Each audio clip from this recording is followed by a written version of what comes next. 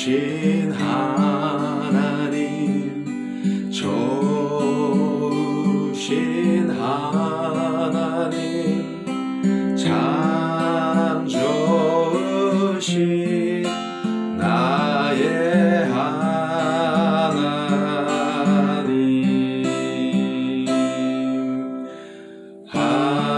한없는 축복을 우리에게 주시는 참 좋으신 나의 하나님,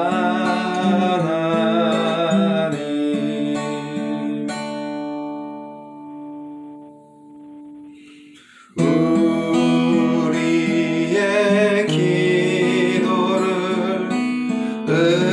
응답해 주시는 참 좋으신 나의 하나님,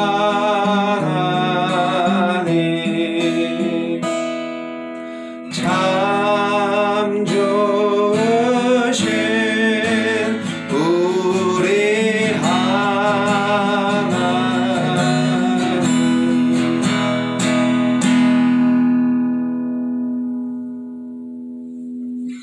아멘.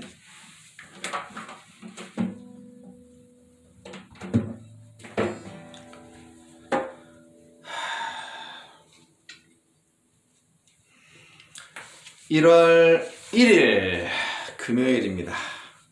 2021년 새해 첫날 아침이네요. 누가복음 시작합니다. 누가복음 1장 1절로 25절. 우리 중에 이루어진 사실에 대하여 처음부터 목격자와 말씀에 일꾼된 자들이 전하여 준 그대로 내력을 저술하려고 붓을 든 사람이 많은지라. 그 모든 일을 근원부터 자세히 미루어 살핀 나도 데오빌로 각하에게 차례대로 써보내는 것이 좋은 줄 알았노니 이는 각하가 알고 있는 바를 더 확실하게 하려 함이로라. 유대왕 헤롯 때 아비야 반열에 제사장 한 사람이 있었으니 이름은 사가랴요, 그의 아내는 아론의 자손이니 이름은 엘리사벳이라. 이 두 사람이 하나님 앞에 의인이니 주의 모든 계명과 규례대로 흠이 없이 행하더라. 엘리사벳이 잉태를 못함으로 그들에게 자식이 없고 두 사람의 나이가 많더라. 마침 사가랴가 그 반열의 차례대로 하느님 앞에서 제사장의 직무를 행할새 제사장의 전례를 따라 제비를 뽑아 주의 성전에 들어가 분향하고 모든 백성은 그 분향하는 시간에 밖에서 기도하더니 주의 사자가 그에게 나타나 향단 우편에 선지라. 사가랴가 보고 놀라며 무서워하니 천사가 그에게 이르되 사가랴여 무서워하지 말라. 너의 간구함이 들린지라. 내 아내 엘리사벳이 내게 아들을 낳아주리니 그 이름을 요한이라 하라. 너도 기뻐하고 즐거워할 것이요 많은 사람도 그의 태어남을 기뻐하리니 이는 그가 주 앞에 큰 자가 되며 포도주나 독한 술을 마시지 아니하며 모태로부터 성령의 충만함을 받아 이스라엘 자손을 주 곧 그들의 하나님께로 많이 돌아오게 하겠습니다. 그가 또 엘리야의 심령과 능력으로 주 앞에 먼저 와서 아버지의 마음을 자식에게 거스르는 자를 의인의 슬기에 돌아오게 하고 주를 위하여 세운 백성을 준비하리라. 사가랴가 천사에게 이르되 내가 이것을 어떻게 알리요? 내가 늙고 아내도 나이가 많으니이다. 천사가 대답하여 이르되 나는 하나님 앞에 서 있는 가브리엘이라. 이 좋은 소식을 전하여 내게 말하라고 보내심을 받았노라. 보라, 이 일이 되는 날까지 내가 말 못하는 자가 되어 능히 말을 못하리니 이는 내가 내 말을 믿지 아니함이거니와 때가 이르면 내 말이 이루어지리라 하더라. 백성들이 사가랴를 기다리며 그가 성전 안에서 지체함을 이상히 여기더라. 그가 나와서 그들에게 말을 못하니 백성들이 그가 성전 안에서 환상을 본 줄 알았더라. 그가 몸짓으로 뜻을 표시하며 그냥 말 못하는 대로 있더니 그 직무의 날이 다 되매 집으로 돌아가니라. 이후에 그의 아내 엘리사벳이 잉태하고 5달 동안 숨어 있으며 이르되 주께서 나를 돌보시는 날에 사람들 앞에서 내 부끄러움을 없게 하시려고 이렇게 행하심이라 하더라. 기쁨을 주고 수치를 없애는 아이. 네. 매일 성경 2021년 1월달, 2월달 아주 이쁜 표지네요.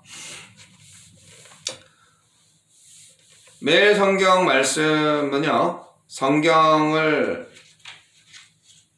잘 읽게 하고요, 성경의 내용을 잘 알게 해주는 길잡이 역할을 합니다. 그래서 매일 성경으로 하는 경건의 시간, quiet time을 어떻게 할 것인가에 대해서 맨 처음 이렇게 나와 있습니다. 경건의 시간을 어떻게 할 것인가, 경건의 시간을 통하여서 어떤 유익을 얻을 것인가. 그래서 이 매일 성경을 통해서 우리가 노트에 기록하고 또 어려운 단어가 있으면 좀 찾아보고 하는 간단한 성경 연구 시간이 되기도 합니다. 그래서 이 매일 성경을 통하여서 한 석 달 정도 꾸준히 해보시면 이 매일 성경의 위력을 여러분 체험하게 됩니다. 하나님의 마음을 새롭게 알게 된다고 할까요? 네. 믿음이 성장하는 거죠. 네. 그리고 이렇게 처음 성경을 또 시작하는 첫 시간이면은요, 이렇게 누가복음이잖아요. 지금 누가복음 어떻게 이해할 것인가, 뭐 이런 식으로 딱 나옵니다. 네, 누가복음에 대해서 해설이 쫙 나옵니다. 서론적인 부분, 구조, 그리고 주요 내용, 이렇게 해서 약간 신학적 설명까지도 포함되어 있습니다.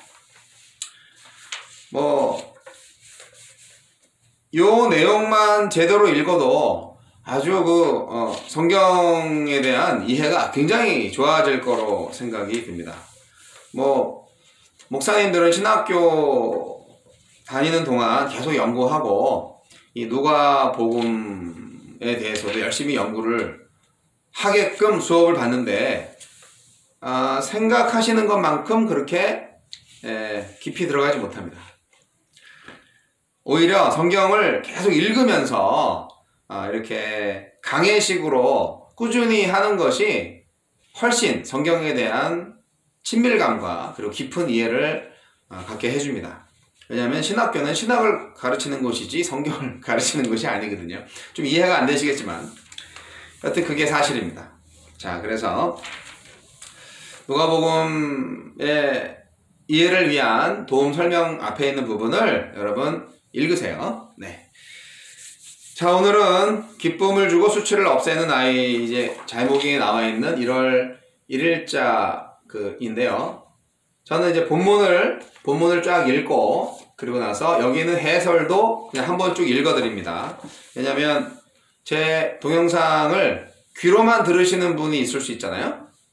그래서 책상 앞이 아니라 운전하면서 보시면 안 되니까. 네. 그래서 이 해설 부분도 쫙 읽고, 그 다음에 이제 플러스 제가 느끼고 또 전달하고 싶은 메시지를 간단하게 설교 스타일로, 묵상 나눔 스타일로 그렇게 합니다. 기도는 여러분이 하나님께 각자 알아서 하시면 되겠습니다. 어쨌거나 각자의 그 스타일로 quiet time, 매일 성경 묵상 기도 시간을 가지세요. 그것이 저와 여러분에게 엄청난 하나님의 은혜가 될 것이고, 2021년 새로 시작하는 매일 성경의 새롭게 열리는 세계, 여러분 경험하세요. 그리고 그 경험은 바로 하나님과의 깊은 교제의 시간이 될 것입니다. 자, 이제 오늘 해설을 읽습니다. 하나님은 어떤 분입니까? 사가랴가 성전에 들어가 분향할 때 주께서 그 가정에 아들 요한을 주겠다고 약속하십니다. 그는 부부의 기쁨과 즐거움이 될 뿐 아니라 많은 사람의 기쁨이 될 것입니다. 이는 하나님께서 그에게 맡기실 사명 때문입니다. 요한은 영적 불임 가운데 있는 인류에게 하나님 아버지의 마음을 전하여 그들이 주께 돌아오게 할 것입니다. 악인이 의인의 길로, 죄인이 생명의 길로 나아오는 것만큼 주께 기쁜 일은 없을 것입니다. 그 일에 올 한 해도 쓰임받게 해달라고 간구합시다. 요한의 탄생은 사가랴 부부의 생식 능력이 아니라 하나님의 창조 능력에 의한 것이었습니다.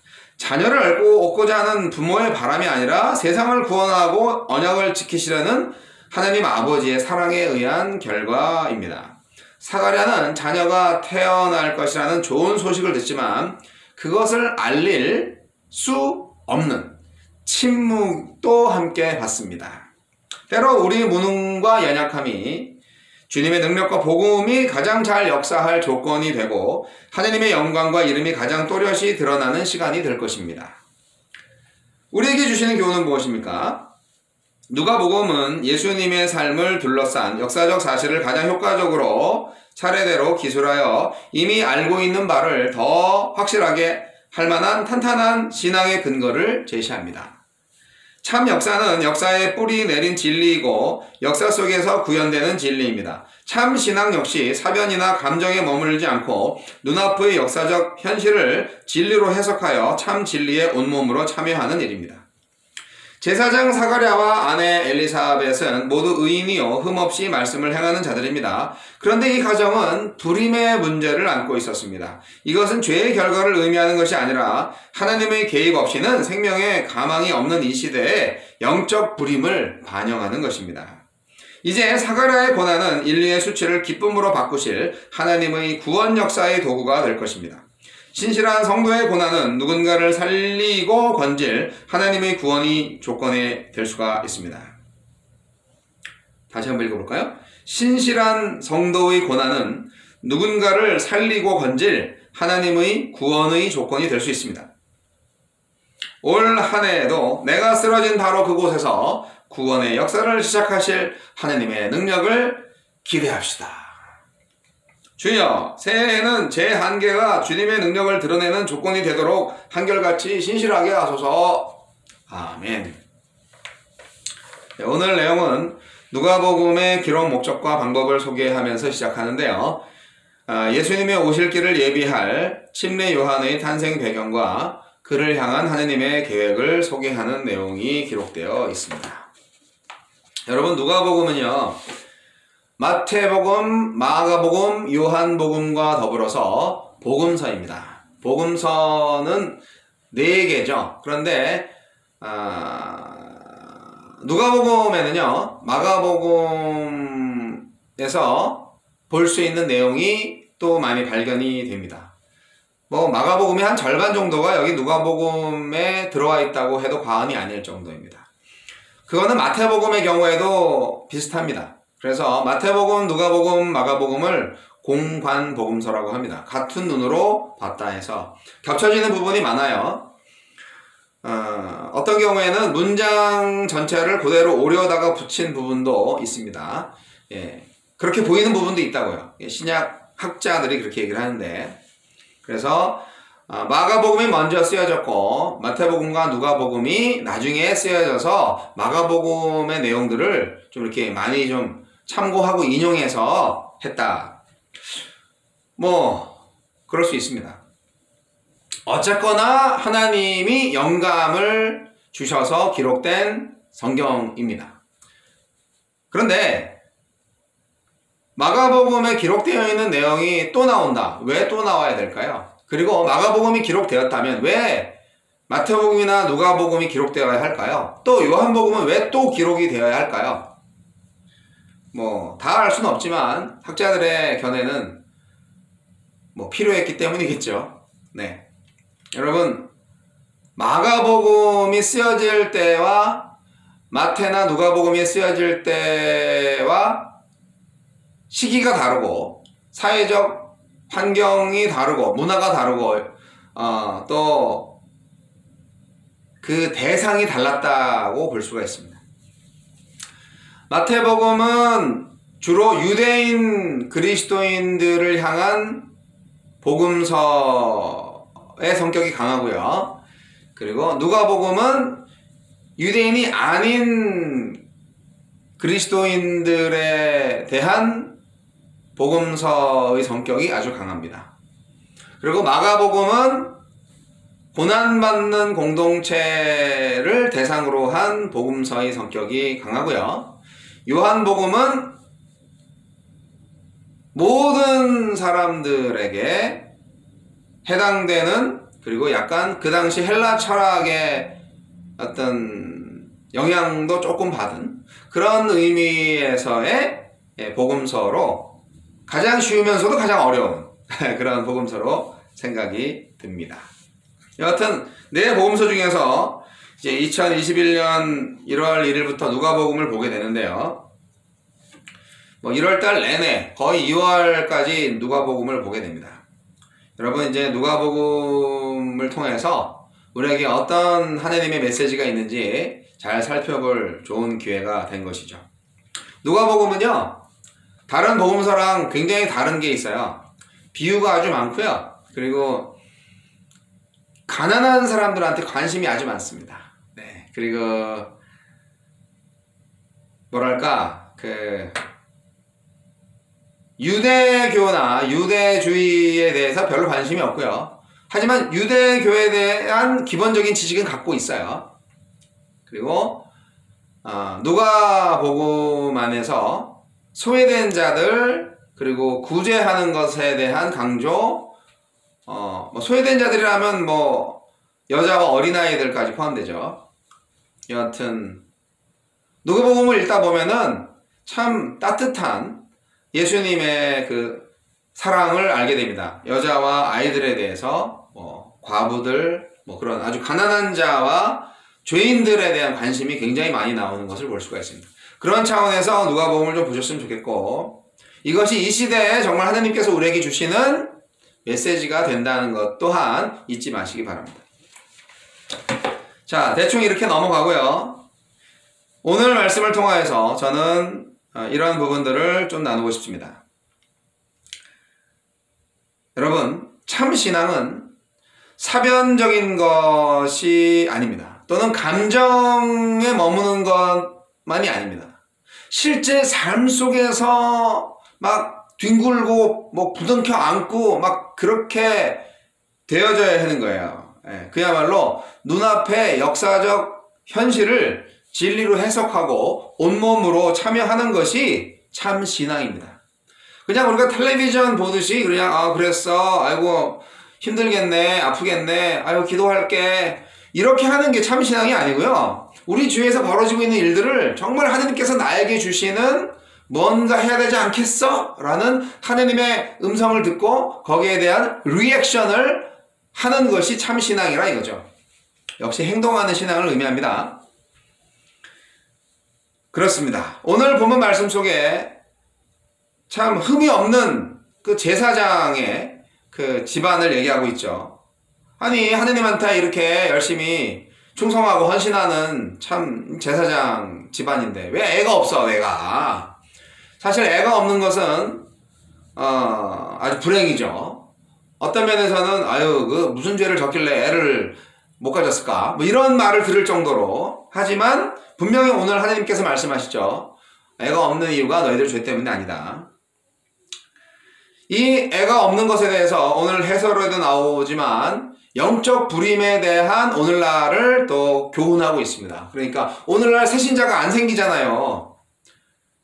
실제로 애도 안 낳지만 실제로 새신자가 없어요.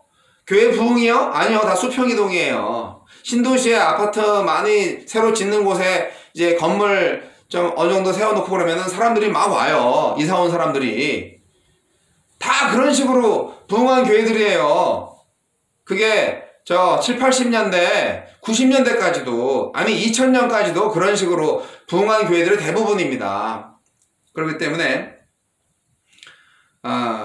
과연 새신자가 왜 없냐, 이 부분에 대해서 우리가 깊이 생각을 해봐야 되는 거죠. 그런데 이제 생명을 주셨어요. 이것은 결국 생명을 주시는 이는 하나님이시다 라는 것을 말하고 있는 것이죠. 복음은 죄인이 주님께 돌아오는 것이 바로 복음입니다. 사가랴 부부한테 이제 아들 요한의 탄생을 예고하십니다. 이 사람은 이 부부뿐만이 아니라 많은 사람들한테 기쁨이 될 것이라고 천사가 말을 하네요. 네. 악인이 의의 길로, 죄인이 생명의 길로 나오는 것만큼 기쁜 일이 어디 있겠어요, 우리 주님한테. 그런 일들이 생긴다는 겁니다. 그래서 이 요한이라는 이 아들이 영적 불임 가운데 있는 이 세계, 인류에게 하나님 아버지의 마음을 전해줄 것이다. 그래서 그 잃어버린 영혼들, 죽어있는 영혼들 주님께 돌아오게 할 것이다. 이런 예언을 하고 있습니다. 그래서 생명이야말로 우리가 추구하여야 할 복음이라는 것을 오늘 말씀은 전해주고 있습니다. 자녀가 뭡니까?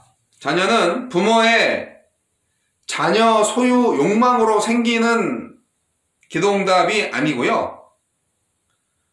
세상을 사랑하셔서 세상을 구원하시려는 아버지 하나님의 사랑의 결과였다는 거예요. 이 사가랴 부부한테는. 그래서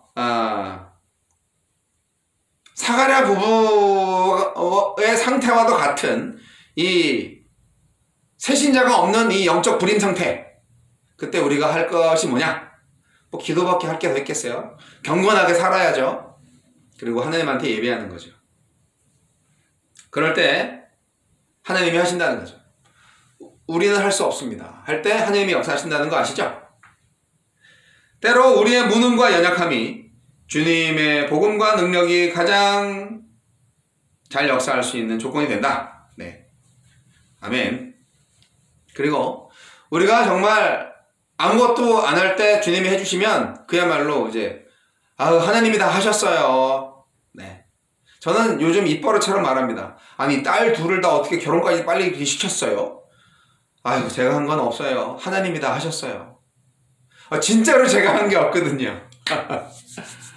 그러니까 그게 어떻게 보면 이렇게 말을 할 수밖에 없는 게 은혜인 것 같아요. 제가 그 사윗감 잘 알아서 제가 소개해줬거든요. 뭐 이렇게 말을 하지 않고 뭐 그런 적도 없지만, 그래서 정말 모든 것이 하나님의 은혜인데, 이제 우리 교회에도 정말 계속 이렇게 불임 상태가 되면 안 되겠죠. 하나님께서 하십니다. 새 생명을 주실 것을 기대하십시다. 오늘 하루 멋지게 아름답게 주의 말씀을 붙잡고 사가랴 부부에게 주신 축복 우리에게도 주소서 기도하며 힘차게 살아나가시는, 그리고 때로는 침묵을 하면서 하느님만을 예배하는 저와 여러분 되시길 바랍니다.